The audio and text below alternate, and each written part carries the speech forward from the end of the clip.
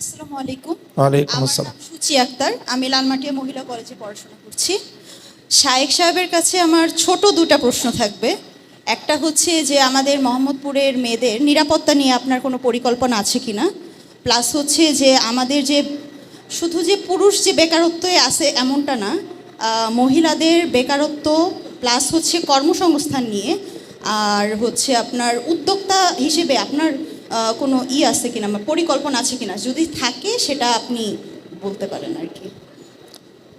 হ্যাঁ, নারীর বেকারত্ব এবং নারীর নিরাপত্তা, নারীর কর্মসংস্থান এবং নারীর নিরাপত্তা, এই দুটো প্রসঙ্গ এসেছে বোনের প্রশ্ন থেকে।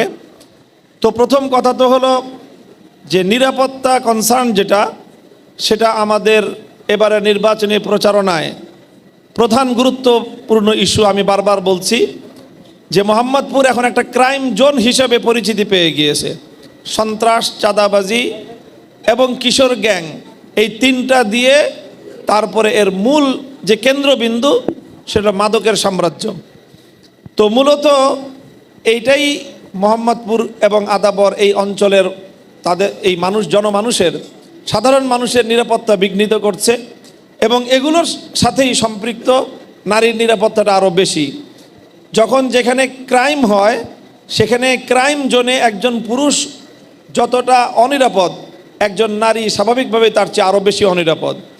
আমি যখন এলাকার নিরাপত্তা নিশ্চিত করতে পারবো, তো সেই নিরাপত্তাটা যেমন পুরুষকে ফ্যাসিলিটি দিবে এবং তার জন্য একটা নিরাপদ এলাকা উপহার দিবে, স্বাভাবিকভাবেই নারীর জন্য সেটা আরও বেশি গুরুত্বের সাথে নারীর নিরাপত্তার বিষয়গুলিকে আমরা অগ্রাধিকার দেব ইনশাল্লাহ।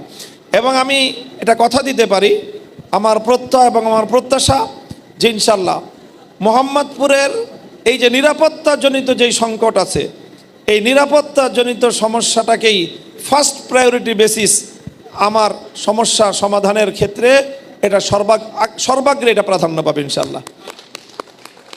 আর দ্বিতীয় হলো নারীর কর্মসংস্থানের যেই বিষয়টা এসেছে।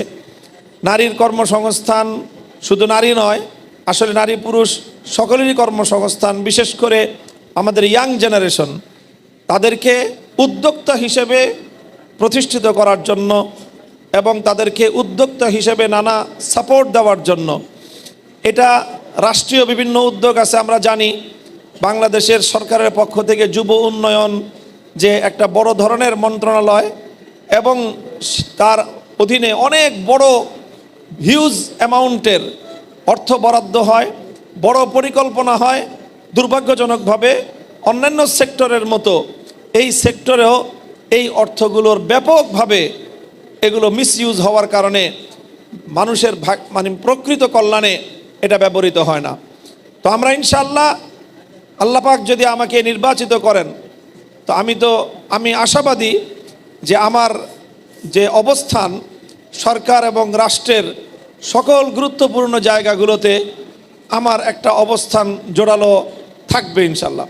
সেই জায়গা থেকে আমি এটা আশাবাদী এবং আমি কথাও দিতে পারি যে এই যুব উন্নয়ন সহ এই জাতীয় যে সকল সরকারের জনসম্পৃক্ত যে বিভাগগুলো আছে, সেখানকার যে প্রকল্পগুলো, সেই প্রকল্পগুলোকে মোহাম্মদপুর এবং আমার নির্বাচনী আসনের এই ধরনের যারা উদ্যোক্তা হতে চায় সেরকম ছেলে মেয়েদেরকে ইয়াং জেনারেশনের মধ্য থেকে তাদেরকে বাছাই করে তাদেরকে সেই যুব সরকারি বিভিন্ন কর্ম পরিকল্পনার আওতায় তাদেরকে নিয়ে এসে এবং সেখান থেকে অনেক সময় ফান্ডিংও করা হয় সরকারের পক্ষ থেকে, সেই ফান্ডিংগুলো নিশ্চিত করব এবং কর্মসংস্থানের ক্ষেত্রে আমার বড় ধরনের উদ্যোগ থাকবে ইনশাআল্লাহ।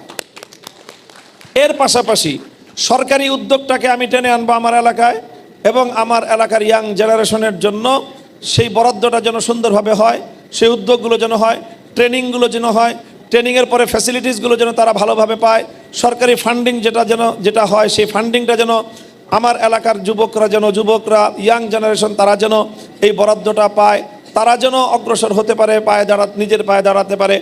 সেই ক্ষেত্রে সরকারি বাজেটকে যেরকম সরকারি পরিকল্পনার আওতায় যেরকম নিয়ে আসব, পাশাপাশি আমাদের ব্যক্তি উদ্যোগেও আমাদের অনেক সোশ্যাল ওয়ার্ক রয়েছে, ওয়েলফেয়ার অনেক প্রতিষ্ঠান আমাদের আছে। সেই সকল প্রতিষ্ঠানগুলোর আওতায়ও আমরা যুব উদ্যোক্তা তৈরি করার জন্য বিভিন্নমুখী প্রশিক্ষণ এবং সাপোর্টিং প্রোগ্রাম হাতে নেব ইনশাআল্লাহ। নেক্সট।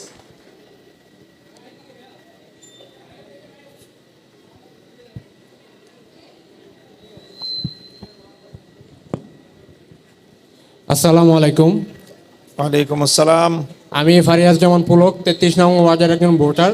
আমার যে কোশ্চেনটা হচ্ছে সেটা হচ্ছে, যদি আপনাদের জোট ক্ষমতায় যায় তাহলে এই যে হাদি ভাইয়ের হত্যার বিচার ঠিক কতদিনের মধ্যে আমরা পাবো, সে নিয়ে আপনাদের কি কোনো পরিকল্পনা রয়েছে কিনা, সেটাই আমার প্রশ্ন।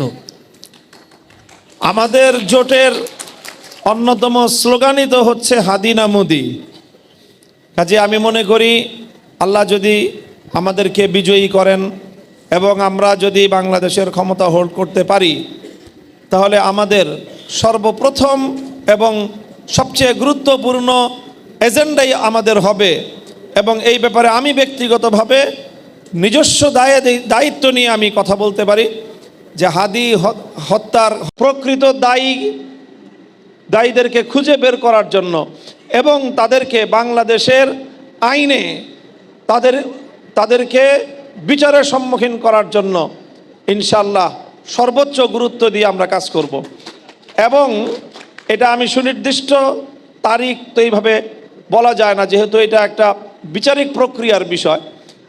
তবে এতটুকু অবশ্যই নিশ্চিত করতে পারি যে আমরা সংসদ প্রথম অধিবেশন হওয়ার পরে, প্রথম অধিবেশন শেষ হওয়ার আগেই হাদি হত্যাকাণ্ডের বিচার সংক্রান্ত বিষয়ে রাষ্ট্রের পক্ষ থেকে জনগণের কাছে একটা রাষ্ট্রীয় জবাবদিহিতামূলক একটা বক্তব্য আসার জন্য আমরা এটার ব্যবস্থা করব ইনশাআল্লাহ।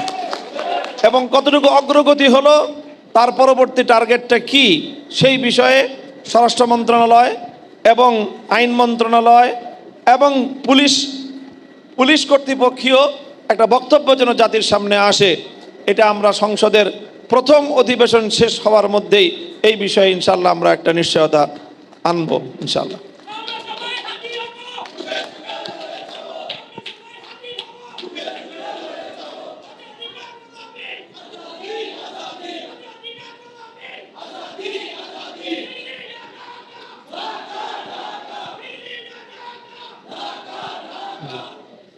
আমার একটা অ্যাডভান্টেজ এবং ডিসঅ্যাডভান্টেজ একই সাথে একটা বিষয় আছে, সেটা হলো আমাকে বাহ্যিকভাবে যেরকম দেখা যায়, দূর থেকে মানুষের সবার যে আমার ব্যাপারে যে প্রেডিকশন,